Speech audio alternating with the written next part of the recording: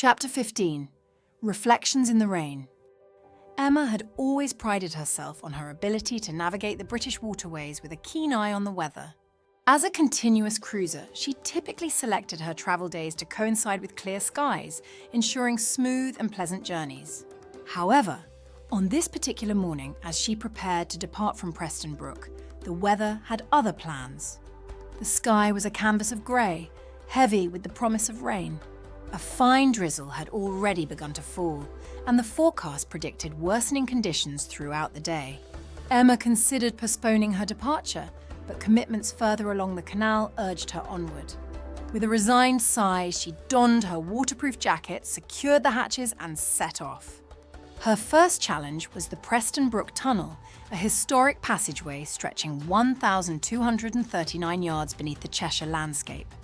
The tunnel, completed in 1775, was a marvel of engineering for its time, though its narrow confines allowed passage for only one boat at a time. Emma was well aware of the tunnel's timed entry system. Northbound boats could enter on the hour until 10 minutes past, while southbound vessels, like hers, had access from half past the hour until 20 minutes to the hour.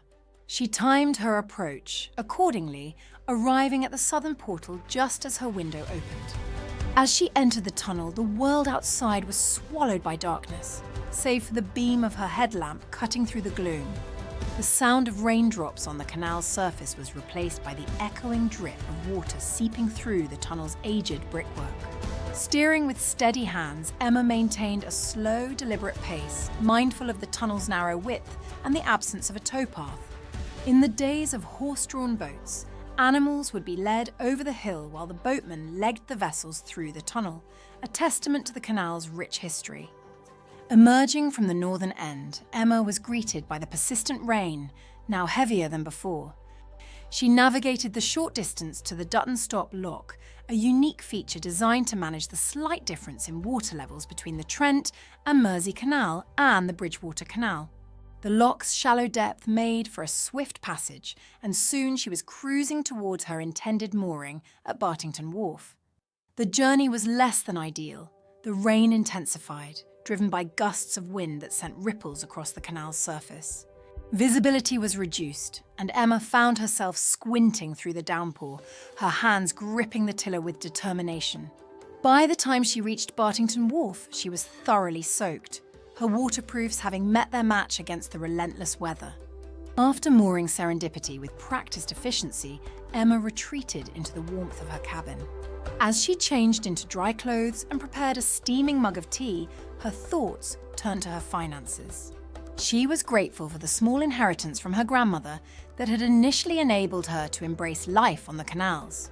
While modest, it provided her with the security to transition from her former high-stress career in the financial markets to this slower-paced lifestyle.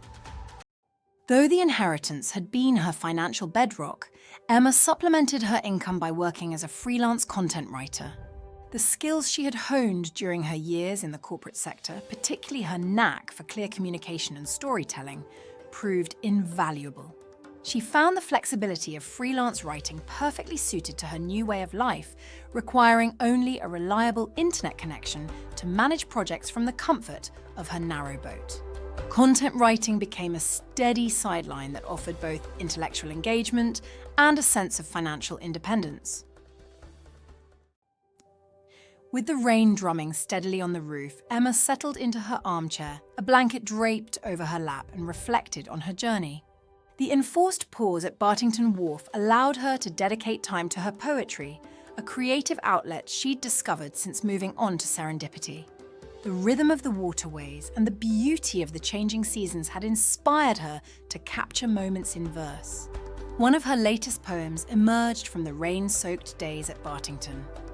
Rain whispers secrets on the pane, memories stirred, joy and pain. A world renewed in silver hue, each drop a story, old and new. Writing gave her a sense of connection to her surroundings and helped her express the quiet emotions stirred by canal life. She thought about sharing her poems online, imagining they might resonate with others who cherish the waterways. When the rain eased briefly, Emma ventured out to explore the area. Short walk from her mooring led her to the Dormouse Haven Tea Room, formerly known as Davenport's Tea Room.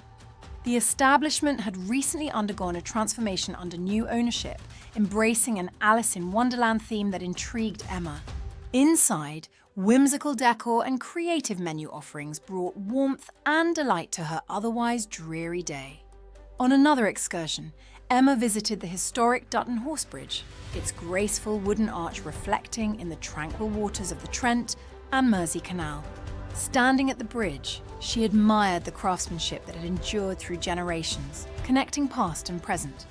The surrounding countryside added to the charm, and Emma felt a deep appreciation for the quieter, timeless beauty of England's waterways. It was a reminder of the intricate network of canals and the ingenuity that once drove their creation, a legacy she now embraced as part of her journey. The few days at Bartington Wharf passed quickly, and as the rain finally gave way to clearer skies, Emma prepared to set off. With Serendipity's engine humming steadily, she resumed her journey, the countryside glistening in the aftermath of the rain. She felt a sense of clarity and readiness for the next chapter of her adventure, knowing that each day on the canal offered its own unique story. As Emma guided her narrow boat forward, she felt a surge of gratitude for the resilience the canals had taught her, for the flexibility of her trading sideline, and for the creative spark her new life had kindled. The water stretched ahead, a winding path full of possibilities, inviting her to continue discovering the beauty and mystery of life along the waterways. Thanks so much for watching. If you enjoyed this chapter of Emma's Canal Chronicles, don't forget to give a thumbs up and hit subscribe for more. There are plenty more reflections and canal-side adventures ahead, so stay tuned for the next chapter in Emma's journey. And don't miss our upcoming ghost stories this festive season. On Christmas Eve, enjoy the spine-chilling tale of the Phantom Express. Then, on New Year's Eve, experience the haunting mystery of the Ghost of Frogmore Hall. Perfect for cosy winter evenings by the fire or a peaceful night on the water. For those of you who enjoy storytelling on the go, you can also check out a wide selection of audiobooks that Emma, Jack and John love to listen to while cruising along the canals. Stay tuned for more fun and mysterious tales to come.